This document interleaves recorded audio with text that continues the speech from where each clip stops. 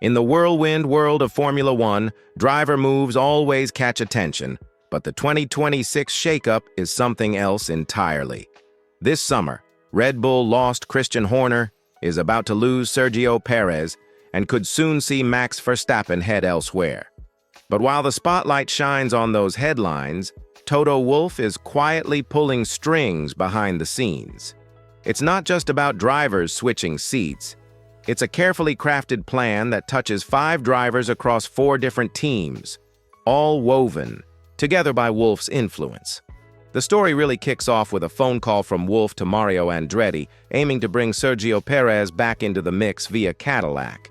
It sounds simple, but this move is a key piece in a much bigger puzzle. Journalist Ed Spencer dropped the bomb that Perez has already signed with Cadillac, with the official announcement expected soon.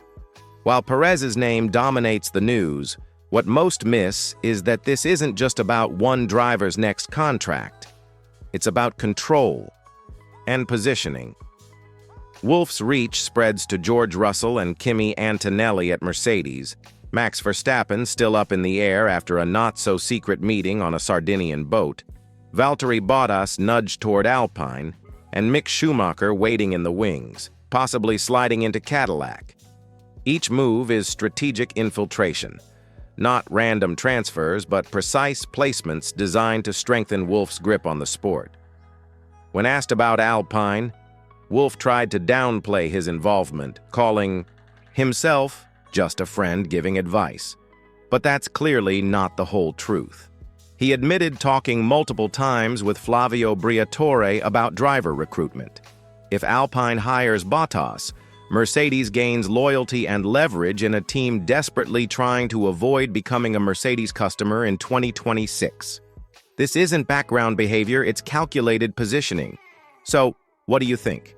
Is Toto Wolff playing the smartest game in F1 right now, or is he stretching himself too thin across teams?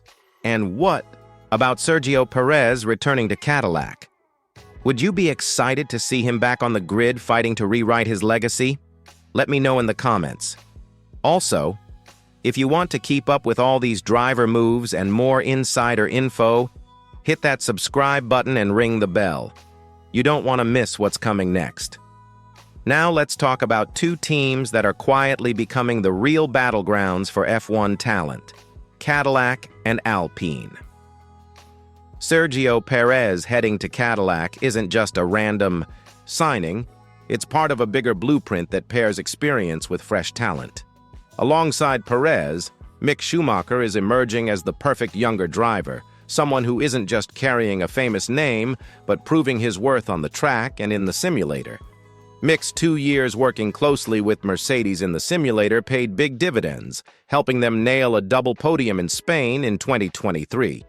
Beyond that, in endurance racing, Mick has been outpacing his teammates by impressive margins, showing that he's got more than just legacy backing him.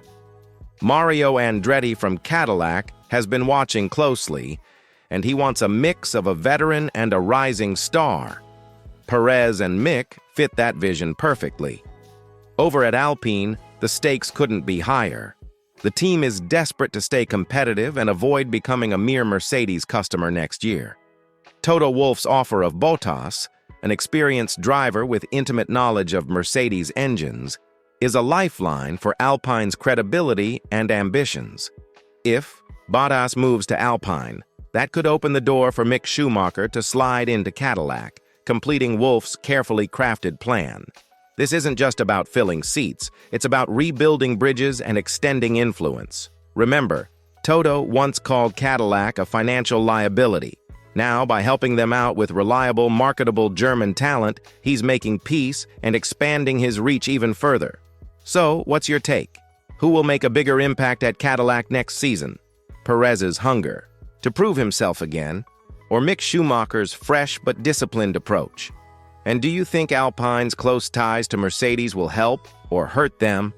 Cast your vote in the comments, or just say yes or no if you think this partnership will pay off. And if you're digging these deep dives, don't forget to subscribe and smash that like button so you won't miss what's coming next. Now, let's switch gears and dive into the chaos brewing at Red Bull Racing. the team that dominated Formula One for years but is now facing one of its toughest crises ever. The departure of Christian Horner, the man who transformed Red Bull from a wild marketing experiment into a racing powerhouse, sent shockwaves through the paddock. Horner wasn't retiring or stepping aside. He was fired. That alone speaks volumes. Adding to the turmoil, Adrian Newey, the aerodynamic genius behind every Red Bull championship car, and Jonathan Wheatley, the strategist mastermind, have both left. Then there's Helmut Marko, the Iron Fist, behind Red Bull's driver program and a key architect of their success since day one. Recently, he was slapped with a gag order, told by Red Bull's Austrian headquarters to stop talking to the media. It's a stunning move that shows just how desperate things have become. Red Bull's power vacuum deepened after co-founder Dietrich Mateschitz passed away in late 2022, leaving a leadership void that's proving hard to fill. Laurent Mekies, promoted from within, took over as CEO, but he's walking into a storm. Talent is hemorrhaging out of the team, and the atmosphere in the garage, once buzzing with confidence, now feels uncertain. Max Verstappen, the four-time world champion, is watching all this unfold with growing concern. His contract runs through 2028, but it contains clauses that let him exit if Red Bull falls too far in the constructors' standings. And as of now, that's exactly where they sit. Fourth place, trailing McLaren by a huge margin. So here's the big question. Is this the end of Red Bull's era of dominance, or can they somehow claw back from this perfect storm? What do you think?